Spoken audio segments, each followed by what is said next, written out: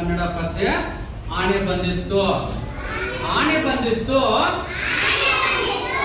ಅಣ್ಣ ಆನೆ ಬಂದಿತ್ತು. ಹಬ್ಬದ ದಿನವೇ ಸುಬ್ಬನ ಮನೆಗೊಂದು ಆನೆ ಬಂದಿತ್ತು. ಅಪ್ಪನು ಕೊಟ್ಟ ತೆಂಗಿನಕಾಯಿಯ ಒಳಕ್ಕೂ ನುಂಗಿತ್ತು. ಅಪ್ಪನು ಕೊಟ್ಟ ಬೆಲ್ಲದ ಉಂಡೆಯು ಉಳುಮಾಗಿತ್ತು.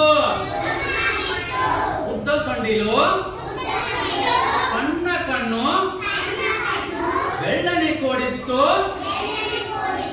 ಕಪ್ಪನೆ ಕಾಲು, ಅಗಲದ ಕಿವಿಯು, ಮೋಟು ಬಾಲವಿತ್ತು.